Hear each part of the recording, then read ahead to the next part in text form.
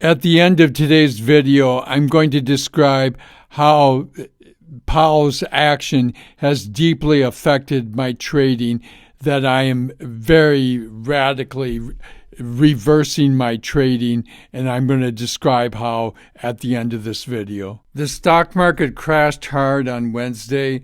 The NASDAQ went down 700 points. The S&P had its worst day since 2001, and it's because Jerome Powell in the interview gave a really lousy interview, and also the dot plot. The different Federal Reserve members predict how many rate cuts there will be in future years. And for the rest of this year, as a group, they predicted there would be 2 more rate cuts. Prior to this meeting, they were predicting there would be 4 more rate cuts this year. So they have the number of rate cuts that Wall Street was expecting. Wall Street suspected something was up, and they were ready to accept somewhat if they would have said 3 rate cuts. But cutting it in half was too much, and the market literally plummeted. And the more Jerome Powell talked, the worse it got. When the NASDAQ got down to 300 points, I said, this is a crash, and I got out, and it ultimately ended up going down 700 points. The S&P went down about 2.64%. And so it was a very bad day. The Dow tanked by 1,100 points and posted its first 10-day losing streak since 1974. You know, that's such a bad sign when you have 9 losing days and then it's capped by a massive crash. Fed meeting recap.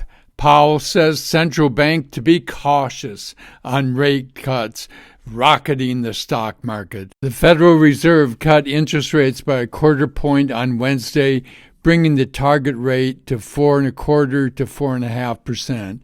The central bank revised its outlook for rate cuts in 2025, however, indicating that there will be 2 reductions. That's down from the 4 forecast in September. Fed Chair Jerome Powell said the central bank would be looking for progress on inflation, noting, "We have been moving sideways on a 12-month inflation." Consumers are feeling the effects of higher prices, not higher inflation, Powell says. This has to be one of the most ridiculous things he was saying. And I know what he means, that the rate of inflation has gone down after a massive increase. But when you've had a massive increase of inflation and then it still keeps going up, it's adding insult to injury and telling people that it's just the high prices that are bothering you is not going to help anybody. It's the cumulative effect of all the inflation that's occurred and is still occurring. Powell thinks that consumers are feeling the effect of high prices rather than of high inflation. We understand very well that prices went up a great deal, and people really feel that. And it's prices of food and transportation and heating your home and things like that. So there's tremendous pain in that burst of inflation that was very global, he said. Now we have inflation itself is way down, but people are still feeling high prices, and that is really what people are feeling. Powell added that the best solution for this is for the Federal Reserve to continue working to get inflation back down to its target so wages can catch up, ultimately restoring consumers' good feelings about the economy. With each of these statements that I've been going through, the market was just continuing to go down further and further. And they actually have timed his statements with the market's movements, and it just dramatically correlated. And so it's seen as probably being causal. And this thing about the Fed is not looking for a law change to own Bitcoin, there was really no need for him to say this. And what it had the effect of doing, I think, was lowering Bitcoin, because there's sort of an an implied resistance on his part to Bitcoin. So he was trying to reassure people that they weren't going to help Bitcoin go along. I don't know what he's trying to accomplish here, but it didn't do anything but have a negative effect on Bitcoin, I believe. Fed Chair Powell mysteriously said that the central bank is not looking to add Bitcoin to its balance sheet. We're not allowed to own Bitcoin. The Federal Reserve Act says what we can own, and we're not looking for a law change. That's the kind of thing for Congress to consider, but we are not looking for a law change at the Fed, Powell said. So why is he saying this? President-elect Donald Trump embraced the crypto industry during his campaign and has entertained the idea of potentially creating a strategic reserve of Bitcoin. The labor market is cooling in a way that doesn't raise concerns, Powell says. So why is he saying this? He's saying that it is cooling, and we know we have jobs numbers coming out Thursday, and we know that he probably receives this information a day earlier than the rest of us do, so that he can form his policy decisions. And what it makes me think is that we're not going to get especially good jobs numbers on Thursday. Powell said that the Federal Reserve is keeping a close eye on the labor market. We do think the labor market is still cooling by many measures, he said, before caveating. It's not cooling in a quick way or in a way that really raises concerns, but it is cooling. And then an obvious one, the Fed will look for progress on inflation before further rate cuts. The Federal Reserve will look for further progress on inflation in 2025, given some stickiness in the year-over-year data that is concerning policymakers. As we think about further cuts, we're going to be looking for progress on inflation, said Powell, noting we have been moving sideways on 12-month inflation. I think Powell should just avoid talking about Trump. That is not to be considered until January 20th, and everyone would have understood him dodging the question. Some FOMC members taking preliminary steps to forecast Trump policy, Powell says. Some FOMC members are starting to game out the potential impact of policy proposals from President-elect Donald Trump, Powell said. Some people did take a very preliminary step and start to incorporate highly conditional estimates of economic effects of policies into their forecasts at this meeting, and said so at the meeting. Some people said they didn't do so, and some people didn't say whether they did or not, Powell said. So we have people making a bunch of different approaches to that. But some did identify policy uncertainty as one of the reasons for their writing down more uncertainty around inflation, he continued.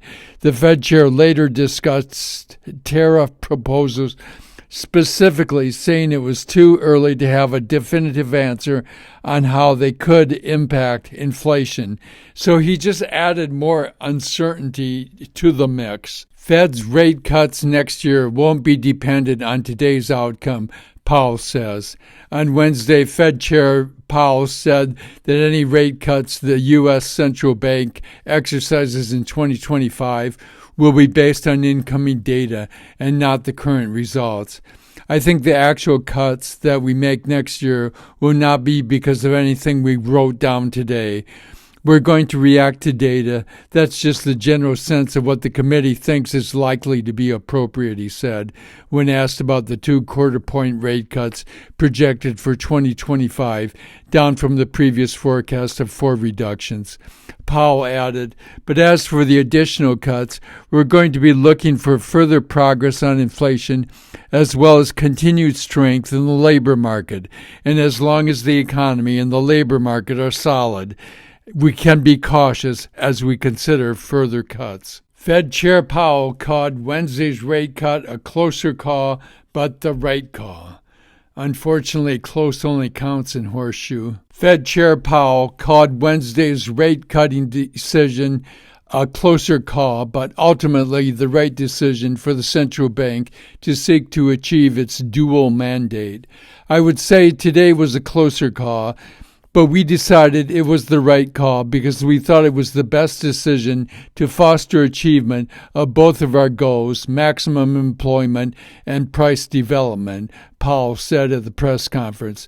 Powell said moving too slowly and needlessly would undermine economic activity in the labor market, while moving too quickly and needlessly would undermine the Fed's progress on inflation. So the central bank is trying to steer between these two risks. Powell indicated that the bar for further rate cuts is probably higher for the central bank after Wednesday's move.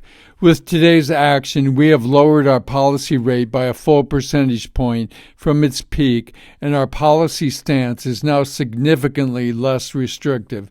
We can therefore be more cautious as we consider further adjustments to our policy rate, Powell said. What is so alarming about the response to Powell and the major, in my mind, it seems like a major crash. I mean, it's the worst day for the S&P since 2001. The VIX, a measure of variability, and it's a measure of how many puts to calls there are. So the higher the VIX, the more puts people are putting on the market. And when it's above 20, it usually indicates a bear market. And it went from like being in the 15s to going above 27. And when it's above 20, it's a bear market in my mind. So that's signaling to me that it's time to consider shorting the market. And during a bear market, it's usually best to day trade if you're deeply bearish. Now, are we going to pull back out of this bear market and go up again? It's possible, but I'm going to be closely watching the action. And until proven otherwise, my only interest right now is to short the market until proven otherwise. But you have massive uptrends in these bear markets also.